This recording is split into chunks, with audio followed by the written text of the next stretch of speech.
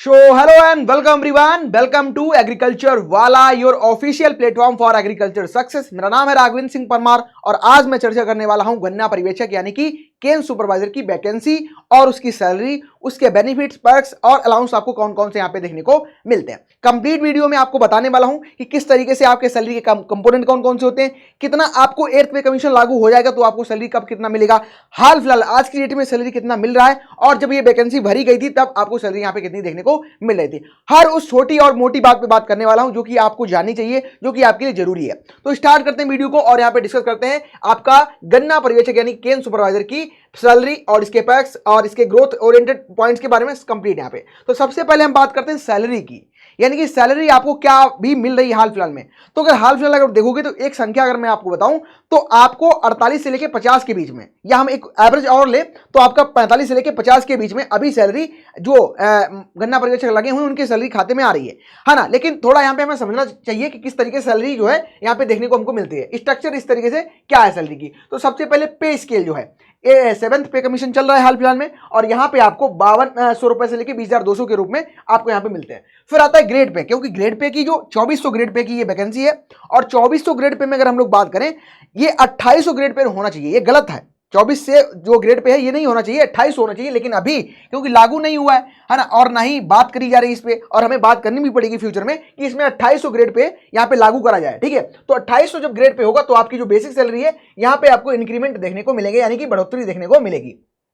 तो फिर अभी हाल फिलहाल में जो बेसिक सैलरी आपको मिल रही है, बेसिक जो पे आपका है 28,000 से लेके 45,000 के बीच में देखने को मिल रहा है। ठीक है, इसके अलावा इसमें बहुत सारे अलाउंसेस भी वगैरह भी जुड़े होते हैं, है ना। HRA आपका है, ठीक है, DA है और सारी चीजें आपके यहाँ पे जुड़ी हुई होती है। ठीक है, अगर आप देखोगे मंथली अगर सैलरी की हम लोग बात करें तो इंक्रीमेंट और सभी को हम जोड़ के, यानी कि ग्रॉस सैलरी की ना बात करके नेट सैलरी की बात करते हैं। ग्रॉस में आपके बहुत सारे डिडक्शन है वो भी हो जाते हैं, जैसे NPS वगैरह कटता है तो वो भी कट जाता है। लेकिन जब हम यहाँ पे देख रहे हैं कि नेट सैलरी जो खाते में आपकी आती है, एक संख्या जो खाते में आपको देखने को मिलती है, क्रेडिट होती है, वो आपकी यहाँ पे 45 से 50 के बीच में एक एवरेज यहाँ पे रहता है।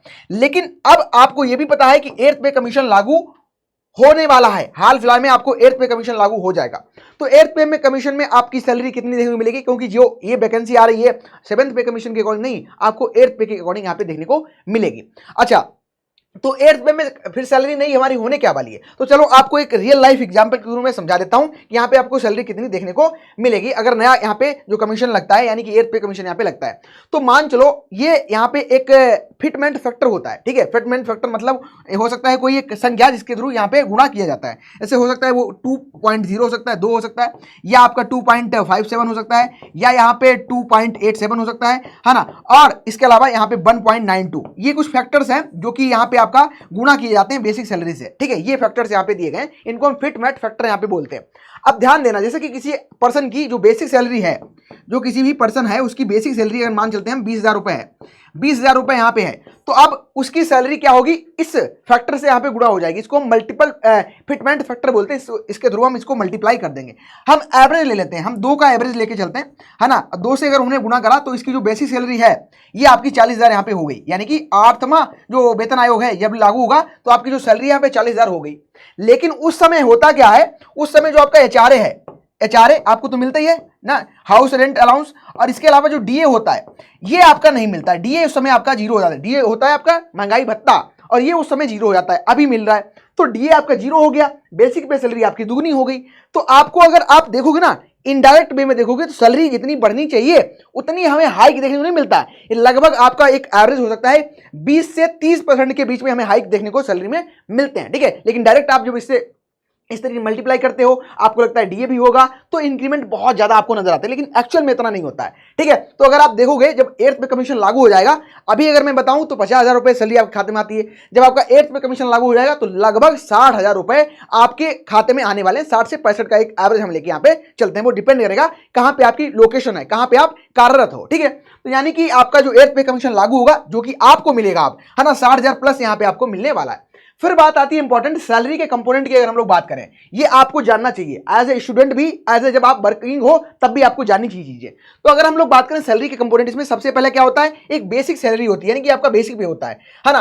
फिर आपका डी होता है, डिलेंस अलाउंस होता है, यानी कि महंगाई भत्ता। महंगाई हर साल बढ़ती जा रही है तो क्या है, वहां पे डिलेंस अलाउंस आपको मिलता है। हाल फिलहाल अगर देखोगे तो 55% है ना, तो आपका डिलेंस अलाउंस आपकी सैलरी में यहाँ पे देखने को मिलता है। इसके अलावा फिर आपको एचआरए मिलता है, यानी कि हाउस रेंट अलाउंस मिलता है, यानी कि रहने के लिए। जैसे कि आप कोई आयोग में काम कर रहे हो तो आयोग खुद के क्वार्टर भी प्रोवाइड करता है, लेकिन ये जो आपकी जॉब है ये पूरी तरीके से फील्ड वर्क वाली है, तो फील्ड वर्क में आपको कोई ऐसा रहने के लिए घर प्रोवाइड नहीं करा जा रहा है, तो आप अपने घर या कहीं किराए पे रह रहे होगे तो उसके लिए रेंट आपको यहाँ पे दिया जाता है सरकार के द्वारा। ठीक है, फिर आपको ट्रेवल अलाउंस मिलता है, यानी कि जब आप फील्ड वर्क करोगे तो आपको जाना रहेगा, किसानों तक मिलना रहेगा, तो उसके लिए जो ट्रेवल में खर्चे आते हैं है ना, उसको भी दिया जाता है, ट्रेवल अलाउंस मिलता है। इसके अलावा और बहुत सारी चीजें जो गवर्नमेंट रूल्स वगैरह नॉर्म्स हैं उनके अकॉर्डिंग चीजें आपको यहाँ पे देखने को मिलती हैं। ठीक है, और पीएफ, इसके अलावा यहाँ पे अगर देखोगे तो आपका डिडक्शन जो है इसमें पीएफ कटता है, एनपीएस है ना, और टैक्स वगैरह लग के आपकी जो सैलरी है वो एक ग्रॉस सैलरी और एक नेट सैलरी। ग्रॉस का मतलब है जो आपकी टोटल सैलरी है ना, और नेट सैलरी मतलब जो आपके खाते में आती है। ठीक है, यहाँ पे एनपीएस वगैरह कट जाता है जो कि आपको लास्ट में जब रिटायर होते हो तब आपको मिलता है। ठीक है, इस तरीके से देखने को मिलता है। इसके अलावा और बेनिफिट्स क्या है और इसके बैक्स क्या है, इसकी बात करें तो आपको मेडिकल फैसिलिटी में सेल्फ और डिपेंडेंट लोगों को यहाँ पे देखने को मिलती है। इसके अलावा आपको रिटायरमेंट पे एनपीएस वगैरह जो कटता है ना, आपका डिडक्शन होते हैं वो आपको मिल जाते हैं। इसके अलावा आपको कह सकते हैं यहाँ पे लीव, ट्रेवल कंसेशन वगैरह मिल जाते हैं, और इसके अलावा आपको सोशल सिक्योरिटी स्कीम्स वगैरह जो है, इंश्योरेंस वगैरह, ये आपको दे दिया जाता है सरकार के द्वारा। इसके अलावा एनुअल इंक्रीमेंट देखने को मिलते हैं, परफॉर्मेंस बेस्ड इंसेंटिव वगैरह भी मिल जाते हैं आपको, है ना। इसके अलावा जॉब स्टेबिलिटी और रेगुलर जो पे रिवीजन है ये आपके होते रहते हैं, तो ये आपके यहाँ पे बेनिफिट टोटल आप कह सकते हो यहाँ पे देखने को आपको मिलते हैं। देन फिर बात आती है प्रमोशन और कैरियर ग्रोथ। अब भाई कोई भी आप जब जॉब ज्वाइन करते हो तो आपका यही मंशा होती है, आपकी यही इच्छा होती है कि हमें प्रमोशंस मिले, है ना, हमें इसमें कैरियर ग्रोथ क्या हो सकती है। तो यहाँ पे अगर आप देखोगे ना, गन्ना पर्यवेक्षक जब भी आप लगते हो, अगर पिछली वैकेंसी की बात करें तो अभी तक प्रमोशन नहीं हुए हैं, और प्रमोशन होने चाहिए थे लेकिन फ्यूचर में होने ही होने हैं। तो उसमें अगर आप देखोगे तो अगर एज आपने आज गन्ना पर्यवेक्षक के रूप में, केन सुपरवाइजर के रूप में ज्वाइन किया है, तो फ्यूचर में आप अगर प्रमोट हो रहे हो तो उस केस में आप सीनियर केन सुपरवाइजर बन सकते हो। इसके अलावा असिस्टेंट केन डेवलपमेंट ऑफिसर बन सकते हो, है ना। और इसके अलावा जो आपका केन से रिलेटेड यानी कि शुगर केन, गन्ने से रिलेटेड जो भी एरिया है, तो वहां पे जो बड़ी पोस्ट होती है उन पे आप कार्यरत हो सकते हो। ठीक है, ये आपको बेनिफिट मिल सकते हैं। लेकिन अब वही बात है कि क्या सच में ऐसा हुआ है, अभी तक नहीं हुआ, लेकिन प्रमोशन की बात हो रही है और ये प्रमोशन फ्यूचर में आपको देखने को बिल्कुल मिलने वाला है। ठीक है, केन डेवलपमेंट ऑफिसर वगैरह यहाँ पे आप बन सकते हो। प्रमोशन जो है बेस्ड ऑन द आपके परफॉर्मेंस पे होते हैं, क्योंकि टोटली अगर आप देखोगे ना तो गन्ने वाले जो राज्य हैं कह सकते हैं, या आप कहोगे कि जो आपके शुगर केन ग्रोइंग रीजन है स्पेसिफिक, वहां पे आपको काम करना पड़ता है, तो फील्ड वर्क वाली जॉब है ना। तो हो सकता है आपका प्रमोशन जो है ये आपका परफॉर्मेंस बेस पे हो, डिपार्टमेंट एग्जाम और सीनियरिटी के बेसिस पे भी आपको यहाँ पे कह सकते हैं कि जो ग्रोथ है वो कैरियर में देखने को मिलती है। जैसे कि एजीटीए में आपका 5 साल के बाद यहाँ पे जो कह सकते हैं कि आपको प्रमोशन मिलता है, तो उस तरीके से यहाँ पे भी प्रमोशन आपको दिए जाते हैं। इसके अलावा ये डिपार्टमेंट ट्रेनिंग बेसिस पे, स्किल एनहांसमेंट कोर्स के बेसिस पे भी आपको देखने को मिलते हैं। ठीक है, अब यहाँ पे टोटल ओवरऑल समझ लेते हैं। आपको जो आपका कह सकते हैं मोटिवेशन की तरह जो काम करेगा वो आपकी सैलरी है। बहुत से स्टूडेंट क्योंकि एग्रीकल्चर के हैं वो इसीलिए भी एनालाइज खूब अच्छे तरीके से करते हैं कौन सी जॉब उनके लिए बेस्ट रहेगी, क्योंकि सैलरी भी एक मोटिवेशन का यहाँ पे काम करती है जब भी आप तैयारी करते हो। तो यहाँ पे अगर देखें बेसिक पे की बात करें तो आपका बेसिक पे जो है ग्रेड पे की बात करें 2400 है, और इन हैंड सैलरी जो है आपको 28 से लेके 40, यानी कि मोटा मोटा अगर लेके चले तो आपका ये 50 तक आता है ना, 50 तक आता है। ग्रॉस सैलरी 51-52 है, कट कटा के आपका 50 देखने को यहाँ पे मिलता है। डियरेंस अलाउंस 55% अपडेटेड चल रहा है ना। इसके बाद प्रमोशन के बाद आपको देखने को मिलेंगे, और पक्ष में मेडिकल है, एलटीसी है, एनपीएस है, हाउस रेंट वगैरह ये आपको देखने को मिलता है। ठीक है, तो ओवरऑल अगर आप केन सुपरवाइजर की तैयारी करना चाहते हो, भाई गन्ना पर्यवेक्षक अगर बनना चाहते हो, तो आज का जो वीडियो है ऐसे आप मोटिवेशन फैक्टर के रूप में काम करो, क्योंकि आप अपने राज्य में रहने वाले हो, आप अपने एरिया में रहने वाले हो, तो ये जो सैलरी है, हाँ हो सकता है बहुत ज्यादा नहीं है, लेकिन हाँ इतनी है कि आप बाकायदा है ना बहुत सारी चीजें अच्छे से यहाँ पे कर सकते हो। ठीक है, तो सारी इंफॉर्मेशन मैंने आपको दे दी। अगर फिर भी कोई डाउट बचता है तो बिल्कुल कमेंट के रूप में आप एक अपना जो प्रश्न छोड़ सकते हो, हम उसका बेहतर तरीके से रिप्लाई देने का प्रयास करेंगे। Thank you everyone, thank you for watching, wish you very best.